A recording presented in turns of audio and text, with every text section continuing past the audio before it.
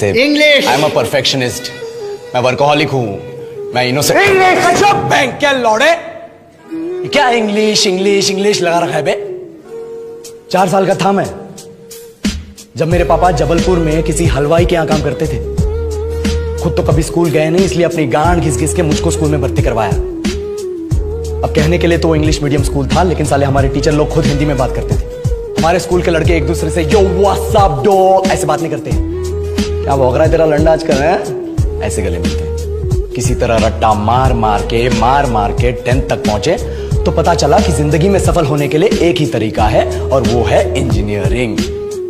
सब यही कहते थे, माँ बाप, टीचर लोग, गली का वॉचमैन भी हमसे पूछता था, और भैया कैसी चल रही है आपकी तैयारी? भग बेंचो, तुमको क्या करना है?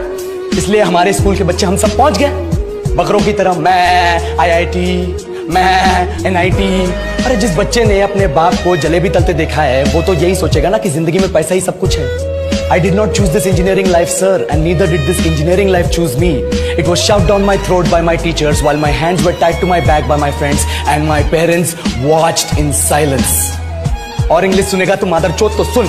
10th के बाद 2 साल लग गए इस कॉलेज में घुसने के लिए, कोचिंग में निकाल दिए। ना कुछ खेले ना कुछ सीखे, और 2 साल बाद जब यहाँ पहुंचे तो पता चला कि बड़े शहरों के कॉन्वेंट स्कूल के पढ़े बच्चे जब अंग्रेजी में बात करते हैं तो मरे हुए फूल भी खिल उठते हैं।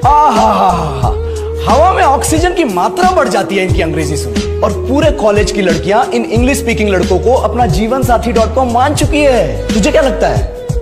मुझे कभी लगा नहीं कि मैं अपनी अंग्रेजी पे काम करूं, अपनी पर्सनालिटी पे काम करूं। बहुत लगा। ये चूतिया इंडस वैली सिविलाइजेशन का जो एजुकेशन सिस्टम बिठा के रखे हो, जिसमें हर साल में 10 सब्जेक्ट, हर सब्जेक्ट में theory, practical, viva, lab work, external, internal, majors, minors, assignment, project, thesis, गांड मार के रख लिया हमारी। महीनों तक नहाना भूल जाते हम लोग और फिर हमारा परसेप्शन बना देते हो कि हम ऐसे ही रहना चाहते हैं। अब इस साल में एक बार कल्चरल फेस्टिवल आता है, एक बार, उसके लिए भी प्रोफेसर से भीख मांगनी पड़ती है। अरे बिना इंग्लिश बोले, बिना लड़कियों से बात किए कौन गांडू रहना चाहता है वैसे?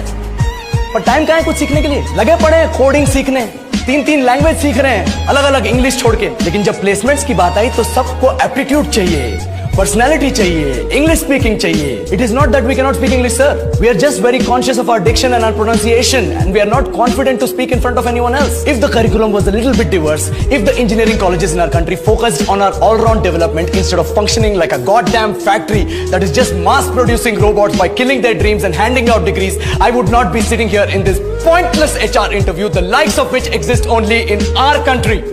ये लो सर, बोल दिया मैंने 4 और लाइन अंग्रेजी में। अब बताइए, क्या मैं आपके मल्टीनेशनल कंपनी के लायक हूं?